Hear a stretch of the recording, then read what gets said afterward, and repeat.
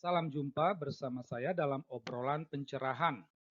Di beberapa media sosial, kerap kita jumpai tanggapan saudara-saudari Muslim terkait Rasul Paulus. Ya, mereka mengatakan bahwa Paulus membatalkan hukum Taurat.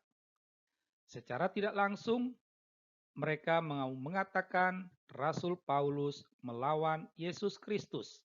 Ya, nah kesimpulan lainnya itu yang mau mereka ambil adalah bahwa orang Kristen lebih taat, lebih tunduk pada Paulus daripada Yesus Kristus.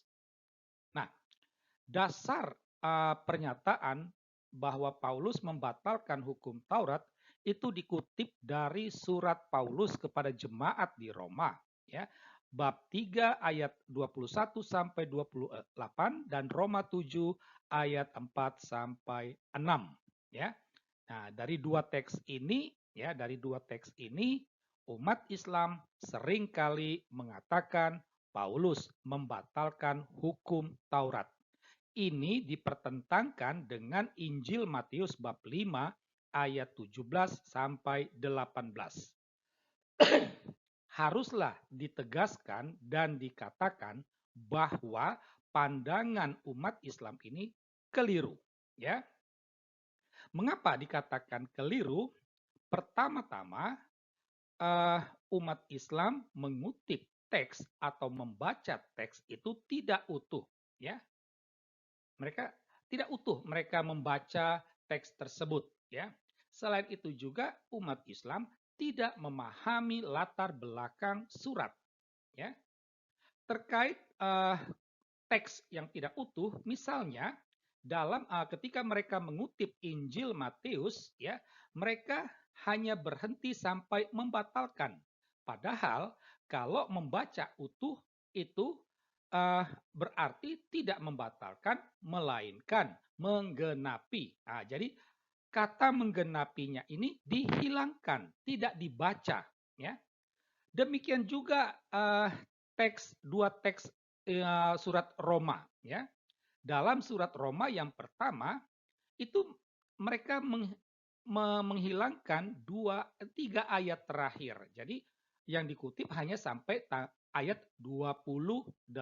Sebenarnya teks tersebut utuhnya sampai ayat 31, di mana dalam ayat 31 ada tertulis, jika demikian, adakah kami membatalkan hukum Taurat karena iman?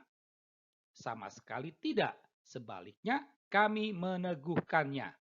Nah, jadi dalam ayat 2:31 justru Paulus menegaskan bahwa dia tidak membatalkan hukum Taurat tetapi meneguhkannya. Nah, jadi ini karena kekeliruan umat Islam hanya mengutip teksnya tidak utuh. Demikian juga kutipan atas surat Roma yang kedua, ya, di mana mereka mengabaikan uh, tiga ayat sebelumnya, ya, itu utuhnya itu kan mulai dari ayat 1, di mana dalam ayat 2 dan 3 di situ Paulus memberi perbandingan relasi suami istri, ya. Seorang istri terikat sama suaminya ketika suaminya itu masih hidup. Tetapi ketika suaminya mati, ketika suaminya meninggal, maka sang istri ini bebas. Dia boleh menikah dengan siapapun. Tidak bisa dia menikah dengan orang lain, tetapi masih membayangkan suaminya. Itu kan agak aneh. Nah, kan gitu. Nah, demikian juga ya dalam hal relasi hukum Taurat dengan Kristus, ya.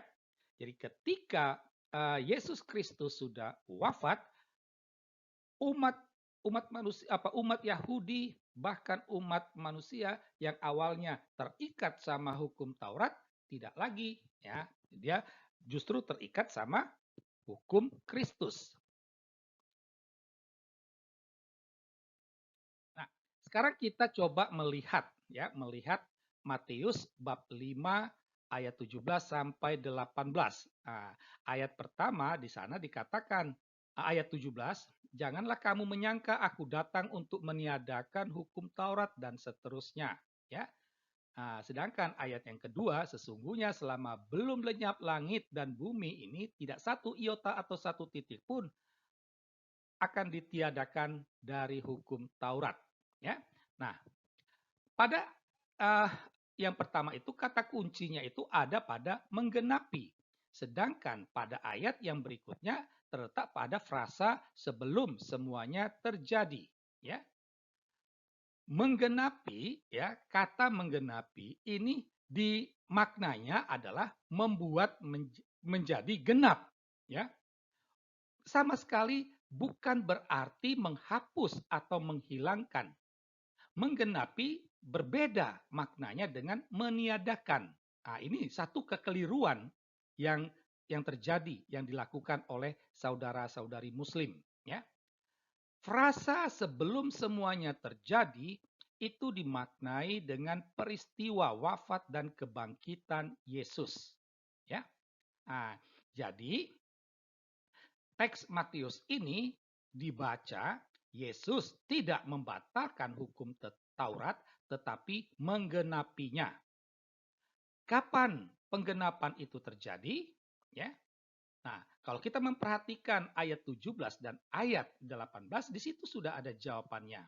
Jawaban yang pertama, ketika Yesus datang. Yang kedua, ketika semuanya terjadi. Ketika setelah peristiwa wafat dan kebangkitannya.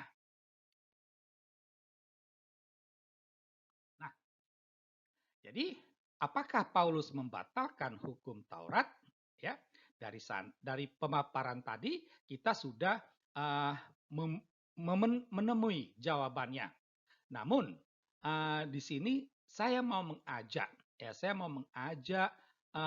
Anda untuk melihat, ya, melihat siapa itu Paulus dan apa latar belakang surat Roma ini, ya. Terkait siapa itu Paulus, umumnya orang-orang Kristen sudah tahu bahwa Paulus itu adalah rasul bangsa-bangsa non-Yahudi.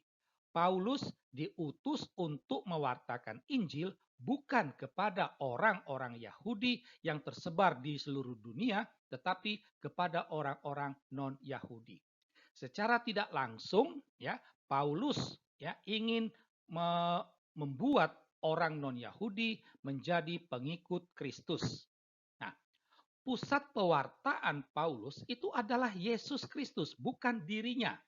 Maka sangat heran kalau dikatakan Paulus bertentangan, Paulus melawan Yesus. Itu sangat aneh. Karena Paulus sendiri, ya, yang diwartakan itu adalah Yesus itu. Nah, ya. Nah, sekarang kita akan melihat latar belakang surat Roma, ya. Sekilas kalau kita membaca surat Roma dan juga surat Galatia, kita menemukan adanya kemiripan di antara kedua surat ini.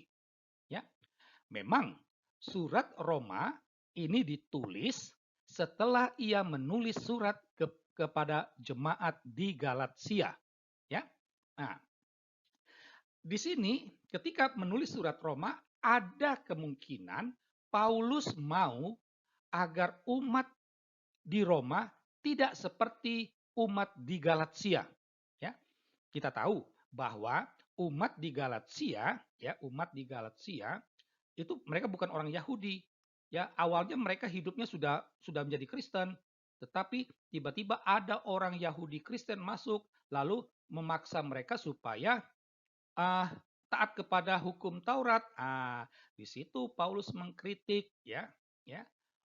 Bagi Paulus menjadi pengikut Kristus itu tidak harus menjadi Yahudi, tetap menjadi orang Galatia pun dia bisa menjadi orang Kristen, ya. Nah, surat Roma ini merupakan semacam sintesis dari seluruh pikiran teologis Paulus, khususnya yang menyangkut pembenaran dan keselamatan, ya. Itu. Maka pembenaran ini dikontraskan dengan hukum Taurat, ya. Tujuannya terarah kepada keselamatan. Jadi yang menyelamatkan itu bukanlah hukum Taurat, melainkan iman kepada Yesus Kristus.